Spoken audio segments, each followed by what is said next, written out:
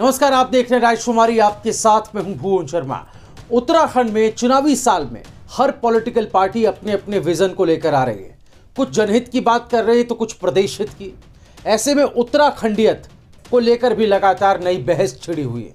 दोस्तों, अब कांग्रेस के दिग्गज नेता और पूर्व मुख्यमंत्री हरीश रावत ने उत्तराखंड में राजनीतिक स्थिरता को लेकर एक बड़ा मुद्दा छेड़ दिया है।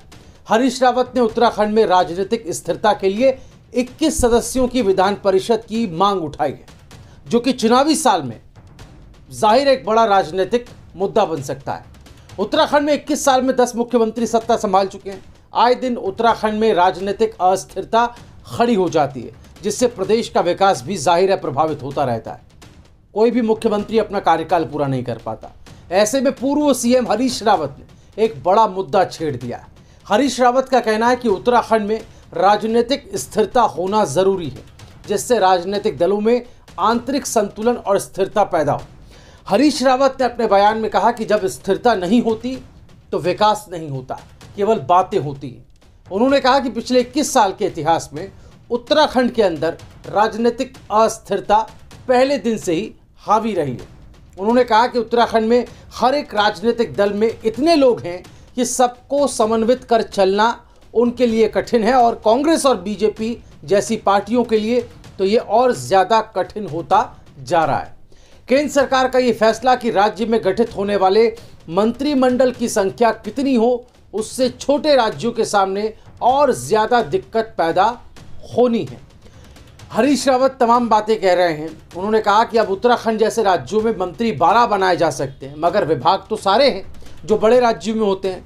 सचिव भी बड़े राज्यों जितने हैं, मगर एक एक मंत्री कई कई विभागों को यहाँ संभालते हैं। किसी में उनकी रुचि कम हो जाती है तो किसी में ज़्यादा हो जाती है, और छोटे विभागों पर मंत्रियों का फोकस नहीं रहता। उससे जो छोटे विभाग हैं उनकी ग्रोथ पर बुरा असर पड़ रहा है। हरीश रावत कहते हैं कि प्रशासन का छोटे से छोटा विभाग भी जन कल्याण के लिए बहुत उपयोगी होता है। दोस्तों, हरीश रावत ने इस समस्या के समाधान के लिए एक राय दी है और इसे एक बड़ा चुनावी मुद्दा कह सकते हैं। उन्होंने कहा कि उत्तराखंड जैसे राज्य के अंदर हमें कोई ना कोई रास्ता ऐसा निकालना पड़ेगा जिस रास्ते से राजनीतिक दल, चाहे वो सत्तारूढ़ हो या विपक्ष हो, उसमें एक स्थिरता रहे और एक परिपक्व राजनीतिक धारा राज्य के अंदर विकसित हो सके, और एक निश्चित सोच के आधार पर वो राजनीतिक दल आगे प्रशासनिक व्यवस्था और विकास का संचालन करें। हरीश रावत ने आगे कहा कि कांग्रेस पार्टी के घोषणा पत्र में साल 2002 में विधान परिषद का गठन का वादा किया था।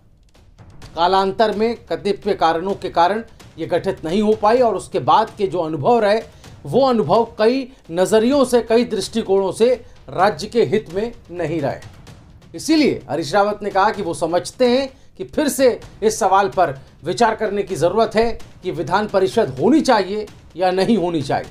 उन्होंने कहा कि 21 सदस्यीय विधानसभा परिषद उपयोगिता के दृष्टिकोण से, विधान परिषद उपयोगिता के दृष्टिकोण से उत्तराखंड जैसे राज्य के लिए बहुत लाभदायी हो सकती है, राजनीतिक स्थिरता पैदा करने वाला कारक बन सकती है, जिससे राज्य में नेतृत्व विकास भी होगा। दोस्तों, हरीश रावत के सियासी दांव से आने वाले दिनों में जाहिर राजनीतिक दलों के अंदर एक नई बहस शुरू होगी, खासकर पुराने नेताओं के लिए जो बीजेपी कांग्रेस में अब तक टिकट की दौड़ से बाहर रहे हैं या फिर अब तक विधानसभा में वो नहीं पहुंच पाए। तो दोस्तों, उत्तराखंड के वरिष्ठ पत्रकारों और बुद्धिजीवियों का ये मानना है कि सरकार अपने विधायकों के खर्चे नहीं उठा पा रही है। विधानसभा की 60 मीटिंग होनी चाहिए, जबकि यहाँ 10 से 15 ही हो पाती हैं। जनता विधायकों से नाराज है। पत्रकारों का कहना है कि उत्तराखंड को इससे बेहतर केंद्र शासित राज्य बना दिया जाता तो विकास हो सकता था और ज़्यादा बेहतर होता।